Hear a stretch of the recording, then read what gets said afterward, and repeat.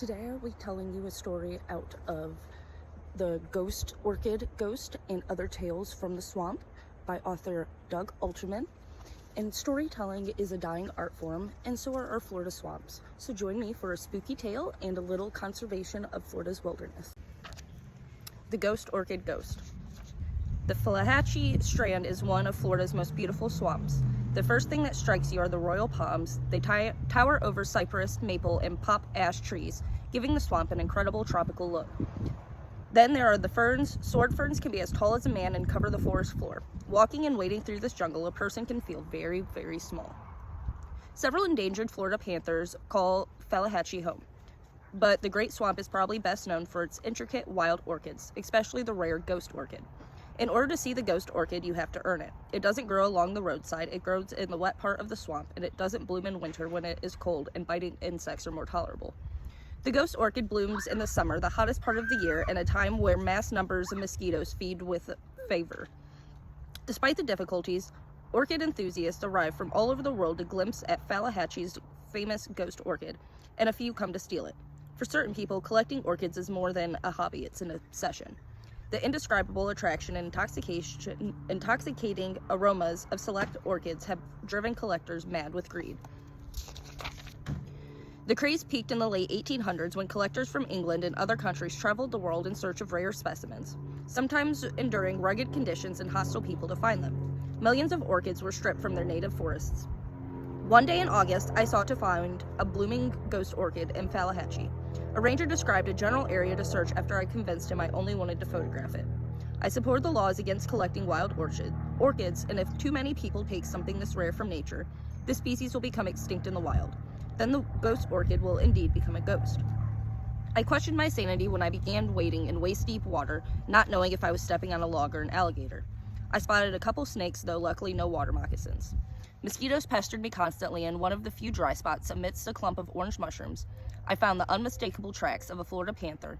Normally, a panther track would excite me, but on this day, alone in Falahatchie, with the lush growth obscuring my view, it was a little spooky. I felt vulnerable, even though I knew panthers had not been known to attack people since the pioneer days of the 1800s. But it wasn't a panther cry that caused me to jump. It was a moan, a very human moan. Someone was in distress. Cautiously, I moved forward and found a man dressed in loose beige khakis and wearing a type of safari pith helmet, which I had seen worn by European adventurers in old photographs.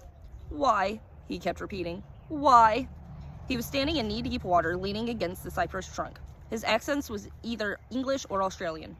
"Can I help you?" I interrupted. The man froze and looked up. His eyes were bloodshot, like he had been crying, and he was as pale as a ghost. "No one can help me," he said. "I am cursed." "Cursed?" I asked, confused. "Yes, cursed," he said. "Look at it. It's so beautiful. So beautiful." He nodded towards a ghost orchid in full bloom, its pencil-thin stem wrapped around a small tree trunk. It was indeed beautiful, milky white and delicate looking, with a cup-shaped lip that spread out into two long curving lobes that created a heart pattern. Dewdrops shivered in the sunlight. "That's something special," I admitted. "Just stunning." "And at night it emits a heavenly scent like no other," he continued.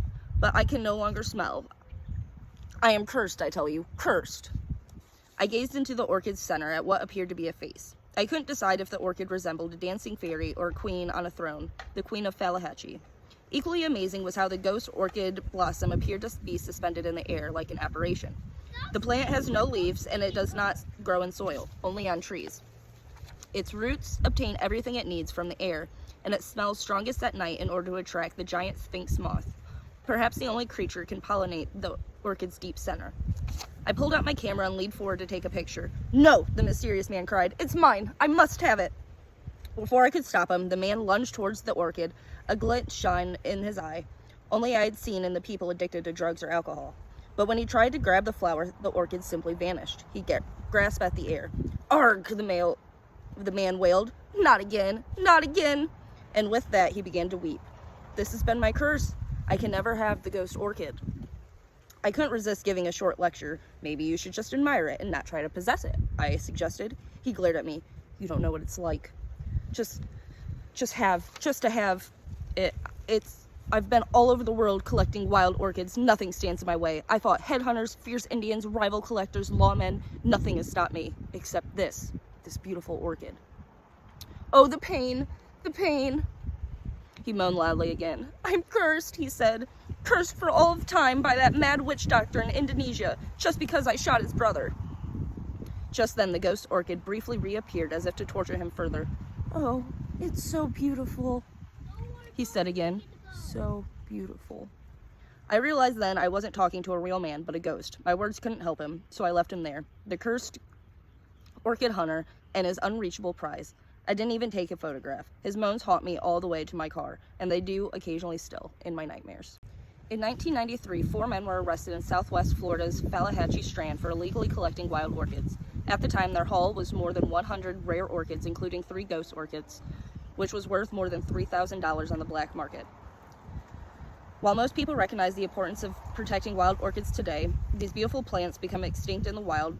Orchid poaching still occurs, especially in remote areas as the Falahatchie Strand. Taking orchids from the wild has been occurring for a long time, as mentioned in the story. Collectors during the 1800s searched remote corners of the world for rare species. Other flowering plants in Falahatchie Strand in South Florida, such as bromeliads, are being threatened by another culprit, the weevils.